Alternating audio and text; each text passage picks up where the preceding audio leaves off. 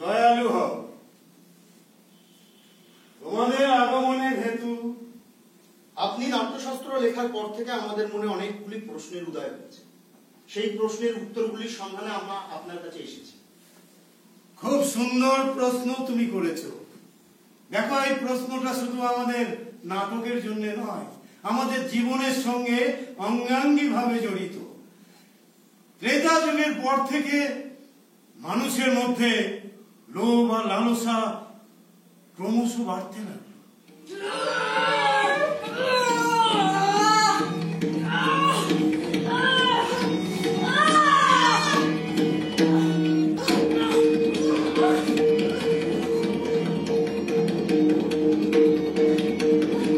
মানুষের মধ্যে হানাহানি, মারামারি, কাটাকাটি চলতেই থাকে।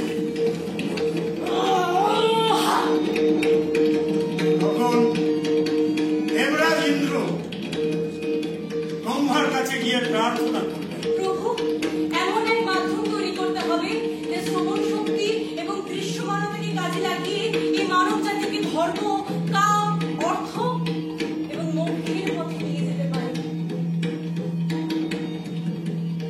দেবরাজ ইন্দ্রের অনুরোধে ব্রহ্মা সৃষ্টি করলেন নাট্যবেদ, যার প্রায়োগিক রূপ হল এই নাট্যশাস্ত্র। মুনিবর, বলো। আমরা তো জানি বেদ হলো জ্ঞানের ভান্ডার। এই জগতের সকল রহস্য লুকিয়ে আছে বেদের মধ্যে। সুতরাং বেদ এই উদ্দেশ্যের জন্য তো যথেষ্ট ছিল। তাহলে কেন এই নতুন বেদের সৃষ্টি করা হলো? দেখো, নতুন বেদ মানে পঞ্চবেদ সৃষ্টি করার একমাত্র কারণ নাটকের মাধ্যমে সাধারণ মানুষের মধ্যে অতি সহজেই পৌঁছে দেওয়া যায় বিভিন্ন আচার আচরণ।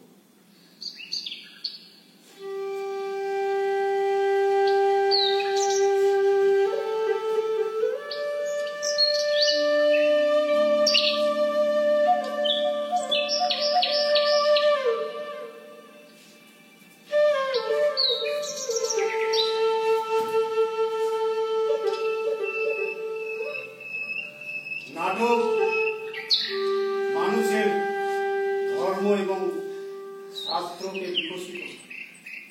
তাই জন্যে ব্রহ্মা এই 4টি বেদের সমন্বয়ে তৈরি করেছিলেন নাট্যবেদ।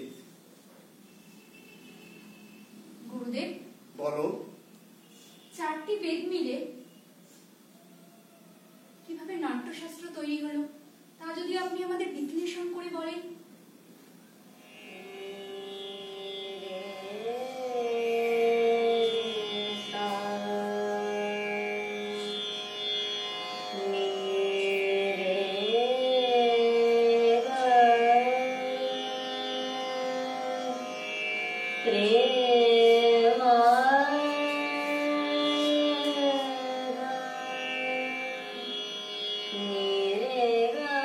নাটকে গান এলো সামবেদ, আর ঋগ্বেদ থেকে এলো সংলাপ, যজুর্বেদ থেকে এলো অভিনয়, আর অথর্ববেদ থেকে এলো রস।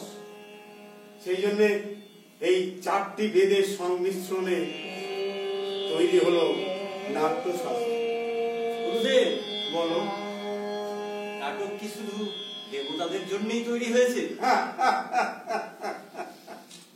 না, নাটক শুধু দেবতাদের জন্য নয়।